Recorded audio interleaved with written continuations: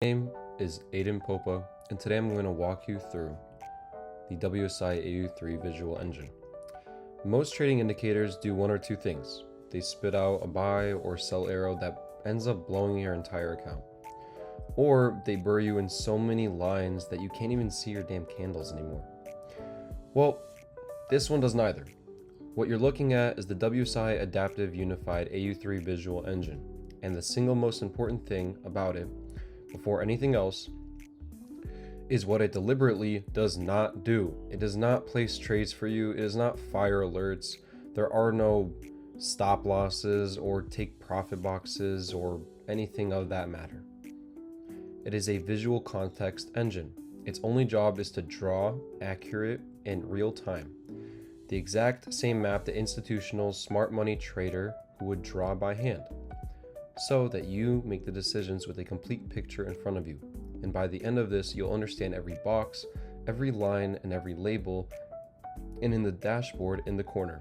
Let's get into it. So let me address the obvious question first. Why are we building something that won't take trades for you? Well, because the indicators that do that are the ones that end up losing money. The market doesn't pay you to follow an arrow, it pays you to understand what's happening in the real world.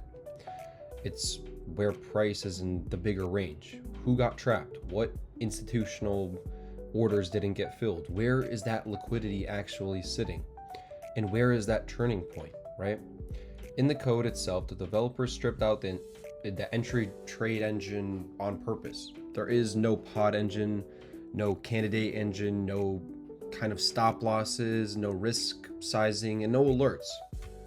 This script draws, it does not trade for you. So as we walk through each feature, keep this frame. I'm not showing you a signal, rather I'm showing you a piece of context. The edge comes from stacking those pieces on top of each other. So before we touch a single line on the chart, let's look in the bottom right corner, and this little table is kind of where you're going to get all your information from. So there are 7 rows, and they summarize the entire state of the market in kind of one glance and say. So first we're going to start with ES. The bias is premium, structure is down, we're outside of the kill zone. STD levels though show a long bias. The fib leg is short, confluence is bear 38, and we're below VWAP, right? Now, here's kind of what we want to get into when we see this. Notice not everything kind of agrees with itself. The structure is down, the fib is short, confluence is bear, but the standard deviation levels is loaded longs.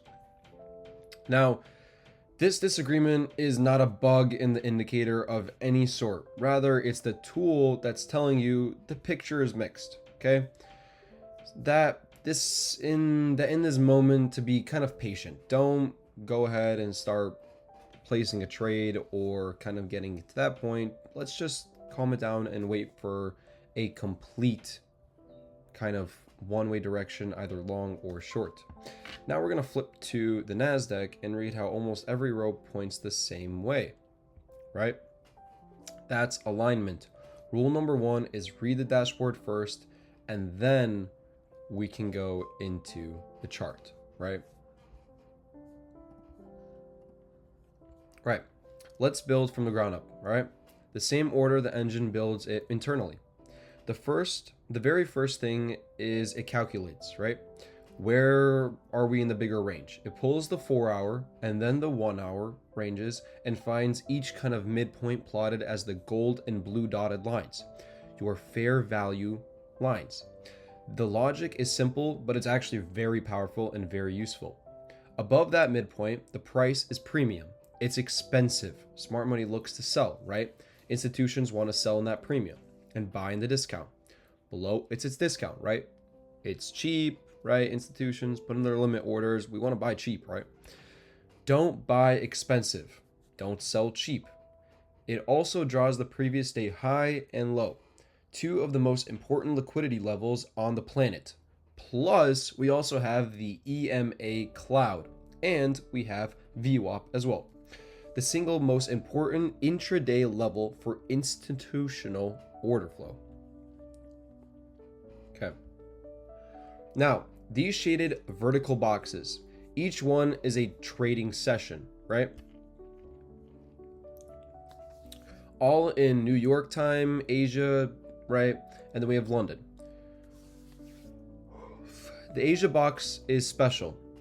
When it closes, the tool, the indicator, right, projects the Asia high and the low forward as horizontal lines, okay? Because that overnight range is accumulation, and London and New York love to run a stop above or below to grab liquidity before the real move. London and New York are the kill zones where we actually want to, trade and capitalize off of that liquidity. The times of the day when the highest probability moves happen. A setup inside a kill zone carries more weight than an identical setup in a dead mid-session chop. Right. These little kind of tags that you see on your screen on the candles are market structure breaks, and they're the heartbeat of the whole trend read. Two kinds. BOS, break of structure. It's a continuation signal. Price breaks the previous swing high in an uptrend. The trend is confirming itself. COCH is change of character. This is the important one. It's the first break against an existing trend. The earliest warning that the trend may be flipping from long to maybe short, or from short to longs. The way I read them is BOS keeps me in the trade, just kind of keeping it going. COH gets me on alert to reverse my bias. On this ES chart, the structure flipped to a bearish COH near the top, which is exactly where the dashboard reads structure down. And funny enough, when I was trading this is where I saw and I exited my trade when I saw COTH. This gold line labeled PO3 is the power of 3 open line. Power of 3 is the idea that any session moves through 3 phases: accumulation, manipulation, and distribution. Price builds a base, then fakes one direction to grab that liquidity, and then makes the real move. The opening price of the day, week, or month is the reference point for the whole kind of dance. Above the open is the day is bullish. Below it is bearish. Institutions reference the open constantly. So this signal line gives you an instant read on the session's kind of posture relative to where it started, right? When the opening line up with the range midpoint, a high attention areas. Now, let's get into supply and demand mechanics. An order block is the last opposite colored candle before a strong move. The last kind of down candle before a big rally is a demand OB, where the buyer stepped in, so price often comes back and bounces. The last up candle before a drop is the supply OB. The tool keeps them until price closes fully through them. A fair value gap is an imbalance. A 3 candle pattern where price moves so fast it left a gap. The market hates inefficiency, so it kind of trends to come back in to fill it. And as it drops clean horizontal supply and demand lines with the exact price printed on them, your immediate ceiling and your floor. Okay, beyond the basic order blocks, the engine runs a more advanced supply and demand model. These larger shaded zones built from a base plus impulse. The logic is strict and smart. It only creates demand zones when price is in discount with a strong bullish displacement, and only a supply zone when the price is in premium with a strong bearish one. It refuses to mark demand at the top of the ranges or supply at the bottom. The single rule filters out the vast majority of garbage zones. Lazier indicators paint pretty much everywhere. And inside each zone, it draws 3 Fibonacci levels: the 50, the 61.8, and my favorite 70.5. The deepest, highest probability reaction points. So inside of price is somewhere in the big zone. You get price at the 70.5 in this demand zone. So this tool has 2 separate volume systems answering 2 different questions. First, the classic volume profile. 3 lines: POC, VAH, and VAL. The POC is the point of control. It is the single price where the most volume is actually traded. The biggest magnet on the chart. VAH and VAL are bracket the range where 70% of volume happened. Inside the value areas, expect rotation, and outside of it, expect kind of like a trend. The second system is the volume zone. That vertical stack of boxes on the right in HVN, a high volume node, is a price shelf where price stalls because there's agreement there. An LVN, though, is a low volume node. It is a slice almost nobody traded. A kind of trap door, right? We don't know what's behind it. Price rips through it fast. So HVNs and where price stalls, LVNs, are where it kind of accelerates. So, okay, this is the centerpiece, the most sophisticated part of this entire indicator, the standard deviation engine. Whew, take a deep breath for this one. It hunts a specific two-step sequence. Step 1, the sweep. Price runs above a recent high, then it closes below it. It grabbed the stop, then rejected. That is the manipulation. Now we have the step 2, the shift. Price breaks down through the internal low, confirming the reversal. When both happen, the engine locks in the manipulation leg and it projects forward in standard deviation multiples. Your sigma ladder. 1 sigma, 1.5, 2.0, 2.5. The 2.0 is the standard market kind of range, where many moves exhaust, kind of when we stop. The blue OTE box is the optimal trade entry based off of Fibonacci. And the 0.705 line, though, is your prime entry. I constantly have my limit orders on that specific level. On a bear setup, you retrace up to the OTE and target the sigma ladder down. Basically, what you want to do is have your entry at OTE and then pretty much target one of the negative 1.0. This is in the short bias, obviously. And then we have the negative 1.5. And as you can see that we actually have TP1, TP2, and TP4 on all of these standard deviation levels because these are levels that we could retrace. I always teach whenever we have kind of these levels, I always like to get trims because even though our full TP hardly gets hit, rather we want to trim at possible points where price could in fact retrace because we don't 100% know where the market's going. Rather, what we can do is we can ensure profits and by trimming at points where price is likely to retrace. The live Fibonacci is the feature I get asked about pretty much the most from everyone because it does something most Fibonacci tools kind of can't. A normal fib, you drag from high to low by hand every time. This one detects the swing for you and it re-anchors it constantly, staying in sync with your bias. The shaded band between the 0.618 and the 0.705 is kind of the golden pocket where you want to have your limit orders. Or the highest probability reversal zone is all in the Fibonacci trading. And here's what makes it smart. Every level is kind of labeled with what it actually means. So the 0.618 and the 0.705 say long or short prime. That's your best entry. The 0.5 says EQ. The 0.786 says deep or high risk, right? The 1.0 says invalidation, break through it, and the whole idea is pretty much wrong. The dashboard's fib row gives you a check mark when the fib agrees with the bias and warning when it's fighting it.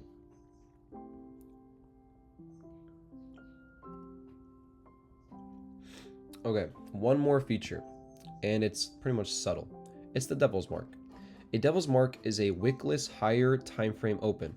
When a higher time frame candle opens exactly at its high, no wick above, that's a bearish devil. When it opens exactly at the low, no wick below, that's a bullish one. A wickless open is a sign of immediate aggressive intent in one direction, and these points often acts as a precise reaction level later. And the nice touch, if a devil's mark lands inside the standard market range from a STDV engine between the 2.0 and 2.5 sigma ensures golden and gets a star. A wickless open at a statistical exhaustion zone is a very high attention spot that everyone should be looking for. It's kind of labeled in these purple little boxes. Let me tie everything kind of together, because this is how you actually use the tool. Not feature by feature, but all at once. On the bullish, NASDAQ, read bias premium, structure up, session Asia, right? STDV longs, fib leg long with a check mark, confluence is bull 43, VWAP is above. Price is holding above VWAP and the green EMA cloud. The golden pocket sits right below price. Both levels tagged long prime, with a demand stack at the POC. Underneath as support, and the sigma ladder projects up as targets. Everything points longs. A trader now watches for a pullback into the pocket and looks for their trigger. The tool doesn't say buy, it built the entry case and showed the exact zone to watch. And on the mixed ES red, the disagreement is the signal. You wait or you trade smaller, meaning you just size down. Now, so who benefits from kind of this? If you're a beginner, this is the fastest way I know to learn smart money concepts, because it draws every single concept correctly and live and updates constantly.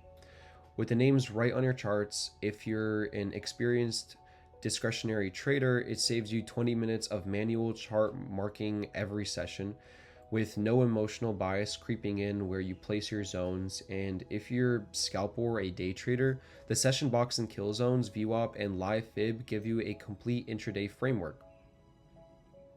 Setup advice.